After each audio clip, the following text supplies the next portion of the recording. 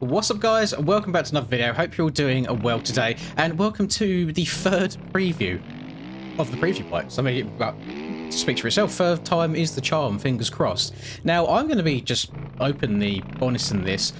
They do put like change logs and things like that of everything that they change and like the minor tweaks from preview 1 to 2 to 3, etc.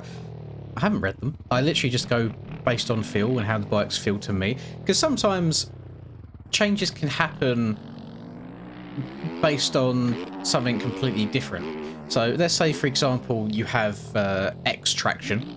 So let's say the bike is very, very slippery. If you then don't increase the grip, but you increase the a roll resistance, for example, like increase the friction on the tyre, or you then go and take power away from the bike, you will then simultaneously increase the grip, but without changing the grip at all. So I want to just kind of go through this bike a little bit and how I feel about it. And if you're wondering about what on earth I'm riding right here, this is my current work in progress track of Moto 101 in the UK. Last night I finally got to a point where I have all of the base jumps and corners in. So now I need to go through the effort of working on a lot of like off-track kind of terrain, because they've got you know, like access, I don't know if access road is the right thing. They have like little paths around the outside of the track to get the dozer and things like that around, and obviously you've got like little bits for where water collects, like here on the left, that you have to dig down and put fences, etc. And then of course you need to go through and put in a whole bunch of ruts and bumps and things of that nature. So I would say in terms of height map, probably a third of the way through what you're seeing right now. But I really like this because when I first downloaded these preview 3 bikes, I loaded up a aerial track for this year, 2024 outdoors. I can't remember which one it was, but it was one of the very, very rutty ones. And I thought, oh, we're just basically back to current OEM status, that we've got infinite traction everywhere again, and it doesn't really feel that much different. So I was a little bit disappointed at first. I think I played it for literally like 3 laps and then turned my PC off and went to bed. I was a little bit disappointed by it. But then it wasn't until I started testing out this track here, which has no ruts or bumps or anything, for example, when you do use the side of the tyre a lot rather than the middle of the tyre, that you kind of notice those traction changes. So the side grip, I actually come to quite enjoy. I think we are, and I think a lot of people enjoy it as well, because it definitely feels a bit grippier than the preview 1s that we had, for example, where you're just all over the place. But as you can see, corners like that, and corners like this as well, to be fair, you're always kind of steering the bike with the back end, which I really, really enjoy. Like, you got to come into these corners, get stopped, get turned, and then get on the power again, but control the slide on the exit. So it's not like you're playing Speedway, you know, it's not like you're Tokyo drifting your way around the entire track. There is a level of control to it that I think will take a little bit of time for people to learn and master. So first of all, the grip when you're upright, so just dead straight in the middle of the tyre, does feel grippier. I can feel how grippy it is. Like, once you do get on the power, quite a lot of time you do end up lifting the front wheel. Like, it is very, very fast and very, very grippy.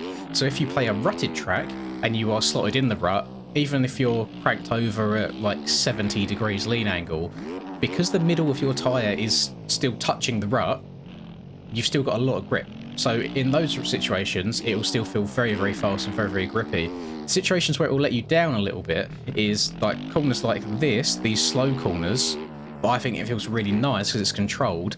The only time I felt a little bit of, oh, I don't quite know about that and how that feels, is if you are on quite a fast track, and let's say you go from being in a rut to, maybe you're on the exit of a corner, you go from being in a rut to then it being on slightly more flat ground as it transitions from rut to straight, for example.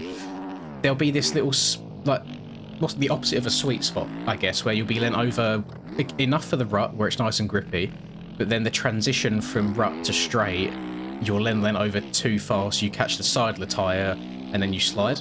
But because you're going so fast around the corner anyway, that slide then is uncontrollable and it will slide out from underneath you, especially if you're on like a turning jump, for example. If you've played the 2024 Loretta Lynn's track that Kevin Fuela made, you basically, where the old finish line, well, actually, no, I think they still have the finish line there, to be fair. So you go through the sand, turn left, little jump, turn left again, and then you got that final jump before you turn right and go past the mechanics area.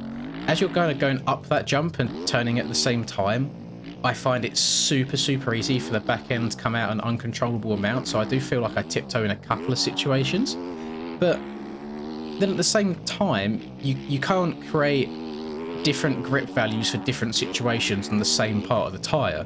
So whilst I really enjoy the grip on corners like this, for example, where I'm stepping the back end out and steering with the back end, and it actually feels really nice and fun. Same with this corner as well. You know, just get the bike slowed down, get on the power, see the back end spin around to turn tighter. I really enjoy that.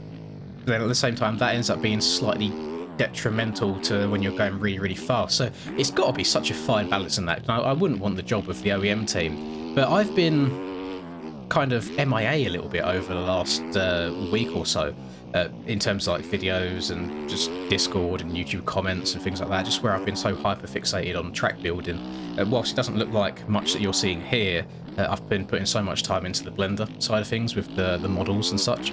But I haven't really seen many people's opinions on Preview 3 outside of like my little friend circle. And it seems like the common thing is they feel a bit grippier than Preview 2. But they haven't like sacrificed much in terms of speed and top speed and roll resistance, because it does feel like you have a bit more roll resistance than you do to the current OEMs. The bikes do feel slightly slower, which I don't mind. It might be a biased opinion on it, not minding that the bikes have slowed down a bit, because I know there's probably some tracks, like massive free ride tracks, and even some shop tracks, to be fair, with huge jumps that might now become unrideable in a sense, because the bikes aren't fast enough to get over the jumps. But for me, testing a track like this, and it'll probably go for a lot of other UK tracks, is a lot of UK tracks are very tame, especially tracks that are open to the public for practicing rather than like professional races. They tame things down quite a lot, mostly just to avoid injuries. You know, if you could have like 100-foot tabletop, but it's okay because it's a tabletop, so you can just check up and roll it if you're not great. Whereas some tracks around the world, you have like an absolutely massive step up where it's either send or don't send, and if you go to send it and you come up a little bit short, you're going to be going to the hospital. So yeah, UK tracks can be very tame, which doesn't usually translate too well to MX bikes. It can be seen as boring sometimes. And I will admit, when I was practicing, or the very beginnings of making this height map, I used the current OEMs, and I'm just flat landing everything and flat tracking super quickly. But these bikes have actually made this track so much more enjoyable, and I'm interested to see how it all rides once it's finished. In terms of time frame, I'd like to do it by the end of the month. I mean, that's like 20-ish days from this point, and whilst that seems like an incredibly long period of time, I am trying to build it to the best of my ability. Usually what happens when I make tracks is I'll try and get it finished as quickly as possible, and I'll spend literally like 5 days doing nothing else other than building the track, and even like cutting some corners and rushing things and being like, oh yeah, that's good enough. I don't want this to be good enough, I want it to be great. So I think people will enjoy it. And as you can see from me riding around, at least without adding any ruts or bumps at all, also tempted to do a groomed and ungroomed version. So nice and smooth one with, obviously when textures are all done, nice and smooth one, and then a rough rutty one as well. I would like to think that it will be suitable for all skill levels, so the pros can really try and get their lap times down as much as they can and hit the ruts and skip over braking bumps, etc. And then newer players to the game, especially if you aren't like the most skilled and you're trying to learn this whole slide in the bike around with the back thing idea, then it should be available for you as well. So I'm actually happy with it. Again, I played these bikes for 3 laps the day they came out and turned my PC off because I was annoyed.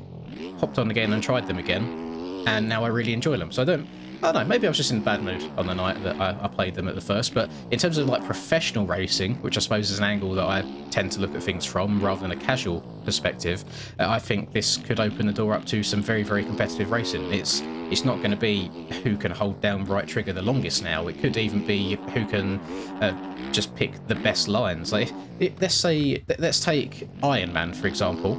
You hit the finish line, you do like single or wall jump, whatever, you turn right, and then you've got you turn left, which is basically the start corner. Right now, on current OEMs, is crank the bike over, drag bars, keep perfect one-to-one traction, apex the corner as if you're driving a Formula 1 car. Now what I think it will be is come into the corner, get the bike slowed down to a point where you can get turned fairly tightish, and then use the acceleration of the bike to get it turned around the rest of it. Because if you was to go in too fast and actually try and carry as much corner speed as possible around there, I don't think you're getting turned properly enough, or you're going to slide the back end out too much to where it gets sketchy. So there is going to be a level of finesse that I don't think current OEMs had. I think current OEMs are very rush, 100-mile-an-hour everywhere, whereas these ones are a lot more, I think there'll be a lot more technicality added to it. The only issue that I can foresee, and this is an issue that hasn't even happened yet, so don't take this as me being super negative, it's just something that I'm wondering about, is if the bikes have so much grip in the middle of the tyre compared to the side of the tyre, will it just be a case of any inside lines, like tyre insides, will now become unviable, and every track that we play will just be round around the outside simulator because it holds the tyres really well and you never break traction in that regards? That is my concern, which I don't want to happen. I don't want that to become a meta because I imagine it will make racing very, very boring, but that is where my head's at right now. Again, I've not played in a public lobby with anybody else on these bikes. It's just been me, myself and I in testing and seeing other people's opinions, but I am a fan. I'm just intrigued to see what will happen to that extent when it comes to the racing side of things. But I'm more intrigued to see how the Supercross season is going to go. I wonder, are they going to make things like as rutty as they did in 2024 because of these bikes? I feel like a lot of the ruts and the bumps in this year's Supercross was to slow the current OEM bikes down because they were so fast. You could just like quad into every section on a 450. Don't know if they'll need to do that anymore. The tracks could be made a little bit more technical. Like the room sections could be squished together a bit more, so you have to be more precise, and maybe like you're getting booted up in the air higher, but you're not jumping quite as far, so the landings are like smaller. I'm quite excited about that. I really, really am. I am hopeful. I'm hopeful for the future, over the next year, because I'll admit the game is becoming a little bit stale for me. Just going around tracks holding right trigger everywhere. I'll be honest. I was very, very happy that the outdoor season came to an end eventually, because I was just like, it just gets a bit boring, you know, especially, not to beat on a dead horse or anything, but with the whole region lock thing, and I know that, that I don't think region lock's ever going to change, to be honest. I think it's always going to be EU and NA now, rather than being able to do both, for example. But yeah, especially when you get to the back end of the season, and a lot of people aren't competing in that championship anymore. Maybe they've done the first half of the season, they're not doing as well as they thought, so then they dip out. When you get to the back end of the season and your top three is basically the same race in and race out, and you're just riding around the track holding down right trigger, and then 4th or 5th place, another 30 seconds behind 3rd place, does get a little bit boring. But that's suffering from success, I guess. That's suffering from being, I guess, too good to a point, without trying to sound big-headed, as the top boys are the top boys for a reason, and I think we will still continue to be the top boys, regardless of what the bikes are. We will find a way. That's kind of, when you're decent at video games, you learn the metas, you learn how to go fast, what the game likes and what the game doesn't like, and you try and master it to the best of your ability. So even if they was to make traction the same as like Beta 17, where you was literally on ice everywhere, even quarter throttle, 4th gear on a 450, you'd be basically doing pirouettes. I really don't think it would matter too much at the end of the day. I think the fast people will learn how to do well, and they will rise to the top again, and the usual proceedings will resume, I guess. But I'm a fan. I enjoy these. So preview number 3 has my seal of approval. I would not complain at all if I was to wake up tomorrow and see the full OEM pack released using these physics. The front ends feel great, by the way. To be fair, I haven't played many rutted tracks since trying this. I've been on a lot of flat. The front end feels very, very solid and planned. If I come in and try and turn too sharp and brake too hard, then it will tuck. But it should do that, because I am using the front brake at the end of the day. I don't know if I can kind of replicate it, to be honest. Can I go into this corner a bit too fast and like try braking? No, I was... Okay, I feel like my elbows was like touching the ground then. I was leaning into the corner. But yeah, I've had it happen once or twice where I'm just going a bit too fast. The front end just instantly gives way. So there is a level of skill to it that I think you are going to need to master. And scrubbing feels very, very good. Now that we've got less grip on the side of the tyre, you can really get the bike cranked over. Sometimes too far. Like jumps like this, for example, I'll absolutely throw it sideways and then struggle to get it back round. But that's a good thing. I like getting a little bit steezy and trying to find where the limit is. But yeah, good job. Genuinely, really, really good job. I'm happy. I'm very interested to see other people's opinions as well. I would love to know what people think of these. Dawson, please don't leave a paragraph of complaining on this one again like you did on video 1 and 2. I know you like the current OEMs, but times change, buddy. And yeah, leave everyone else, let me know what you think. Sorry to call you out, Dawson. But yeah, Hope you enjoyed this video. If you did, please do drop a like and subscribe to the channel if you are new. It's very much appreciated. And have a lovely rest of the day, wherever you're up to, and I will catch you all in the next video.